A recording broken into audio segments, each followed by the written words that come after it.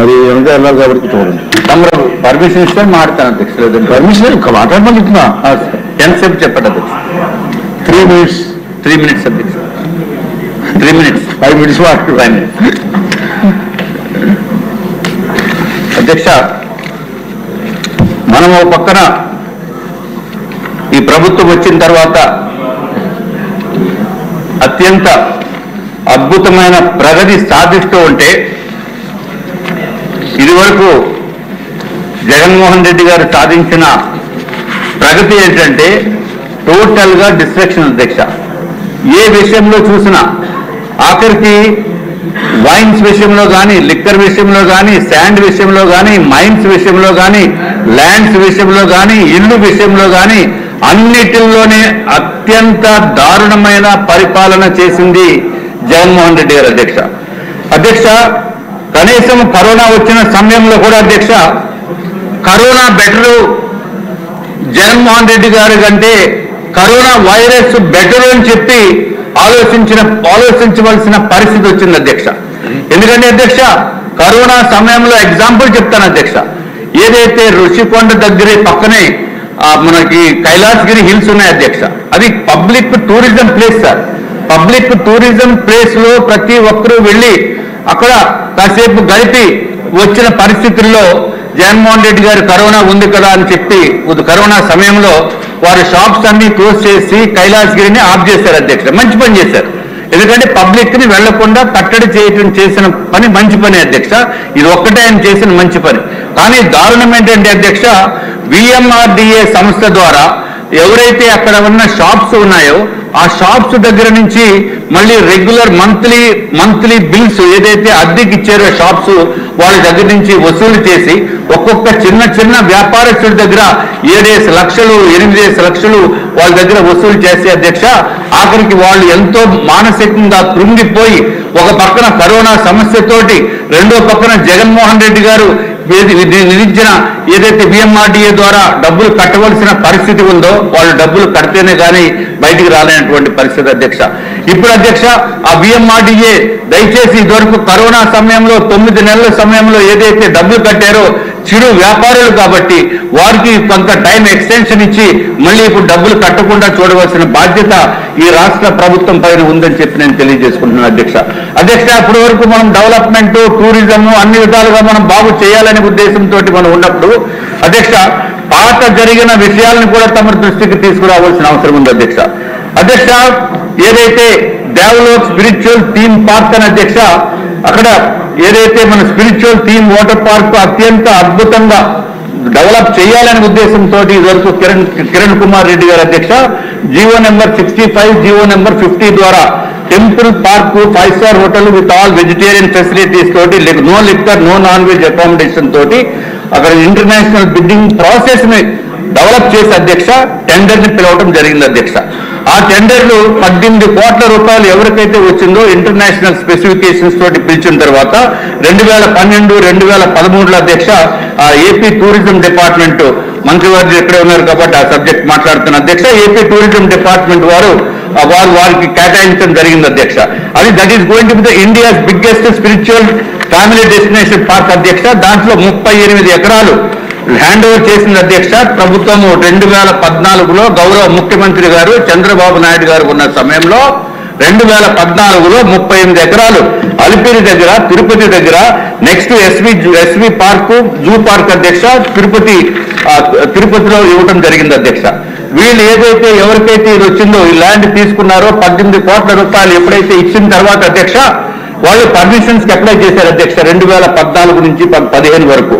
కానీ అది environmental clearance వాళ్ళకి రాలేదు అధ్యక్ష. రాని మలాని కారణం ఏంటంటే ఎస్పీ వైల్డ్ లైఫ్ శాంక్చురీ తర్వాత ఎస్పీ నేషనల్ పార్క్ ఉందనే ఉద్దేశంతో ఇవ్వలేదు అధ్యక్ష.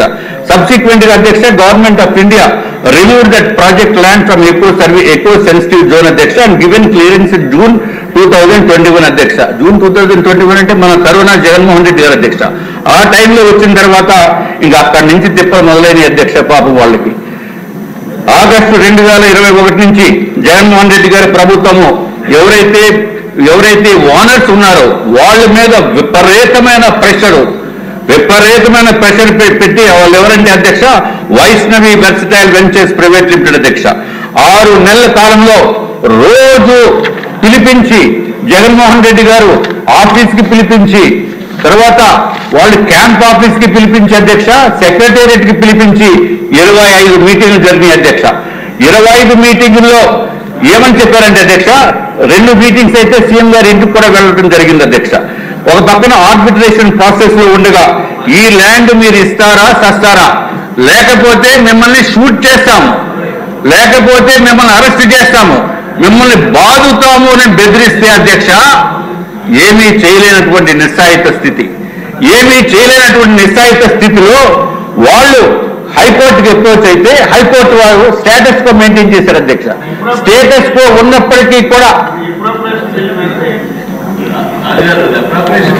సరే అధ్యక్ష వారికి న్యాయం చేసేటటువంటి ప్రభుత్వం వచ్చింది కాబట్టి వారికి న్యాయం చేసేటట్టు మళ్ళీ వాళ్ళకి ఏదైతే 38 ఎకరాల ల్యాండ్ ఉందో అది వాళ్ళకి న్యాయం చేసేటట్టు చేయవలసిన బాధ్యత గౌరవ మంత్రి గారి పైన ఉంది అని చెప్పి అందరికి తెలియజేసుకుంటూ నాకు ఈ అవకాశాలు ఇచ్చినందుకు మరి ఒకసారి ధన్యవాదములు. మంత్రి గారు రిప్లై.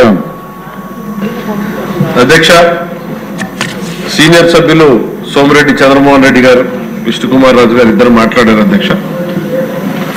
సోమిరెడ్డి గారు అనేక సమస్యల్ని గత ప్రభుత్వంలో చేసినటువంటి పొరపాట్లని ఉద్దేశపూర్వకంగా ఏ రకంగా మద్యం ఆదాయాన్ని రాష్ట్ర ప్రభుత్వ ఖజానాకు రాకుండా కార్పొరేషన్లకు మళ్లించడం, ఒక ఏపీ స్టేట్ ఫైనాన్షియల్ సర్వీసెస్ అన్నటువంటి కార్పొరేషన్ పెట్టి చిన్న చిన్న సంస్థలకు సంబంధించినటువంటి డబ్బులన్నింటినీ కూడా మళ్లించడం, స్త్రీ నిధి కావచ్చు, లేబర్ వెల్ఫేర్ సెస్ కావచ్చు, ఇట్లా అనేక రకమైనటువంటి సమస్యల్ని మా దృష్టికి ప్రజల దృష్టికి తీసుకెళ్లేటువంటి ప్రయత్నం చేశారు అధ్యక్ష.